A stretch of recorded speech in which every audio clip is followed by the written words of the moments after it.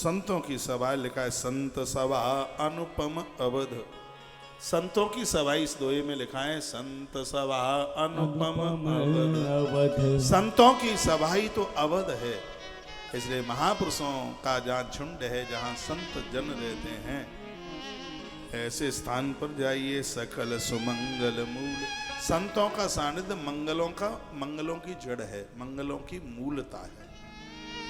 उस जगह जाइए, सुंदर कीर्ति रूपी सुहावनी सरयू राम भक्ति रूपी गंगा जी से जाकर के मिल रही है। छोटे भाई लक्ष्मण जी सहित श्री राम जी के युद्ध का पवित्र यश रूपी सुहावना ये महानद सोन नद है, उसमें आके सरयू सोन नद में जाकर के मिलती है। का सोन नद क्या है? रावण को जीत करके जो राम जी का जो यश बढ़ा है, राम जी का यश ही सोन नद है। सोन नद राम जी का जो यश है। लिखा है वर्णन, राम भगति सुर सरे तहि जाई, मिली सुखी रति सरजु सुहाई, मिली सुखी रति सरजु सुहाई। सानुज राम समर जसु पावन, मिले हो महान दो सोन सुहावन। इस चौपाई का अर्थ है कि अपने भाई लक्ष्मण को संग लेकर प्रभु ने रावण को मारा और उसके द्वारा जो राम जी को सो यश मिला, वही सोन नद है। राम जी का यश तो सोन नद है। जिस नद से भक्ति रूपी सरयू जाकर के मिलती है। आपकी भक्ति ही सरयू नदी है। आपकी भक्ति ही सरयू नदी है। और ये नदी किससे मिलती है? सोन नद से। गोस्वामी जी को पूछा किसी ने, तो फिर सोन नद क्या है?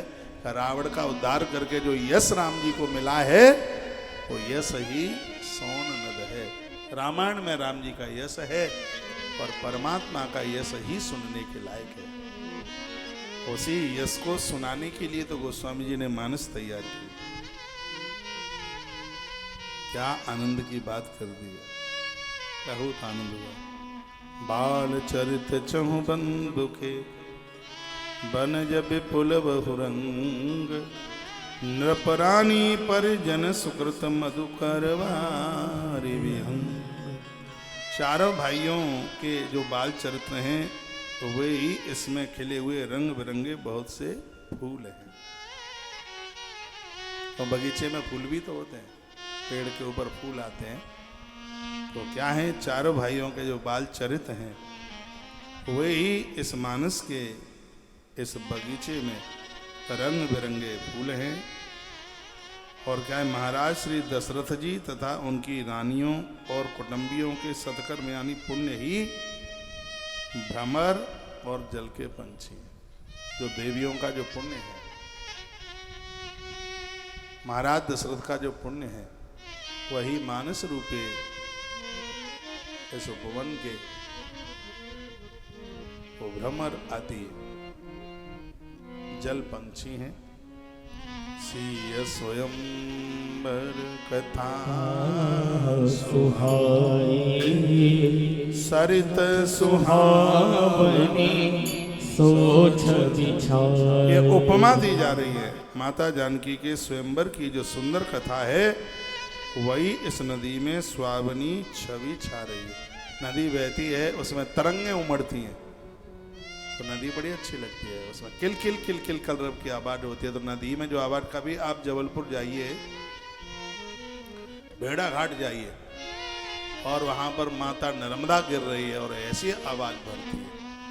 नदी में से जो आवाज आ रही है, पानी बहता हुआ जा रहा है, कड़ कड़ की आवाज हो रही है। बाबा तुलसी को किसी ने पूछा कि आप राम कथा मंदाकिनी, इस कथा को आपने नदी कहा, तो फिर आप ये बता दीजिए कि नदी में से जो कड़कड़ की आवाज आती है, वो आवाज क्या है?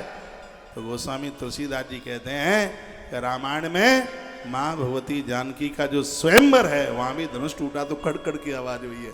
तो इसमें जो जानकी का जो चरित्र है, सीता माई का जो मंगल है, उनकी जो विवाह की कथा है, वही नदियों का कलरव है, वही इस मानस नदी की वही कल कल कलरव करती हुई आवाजें।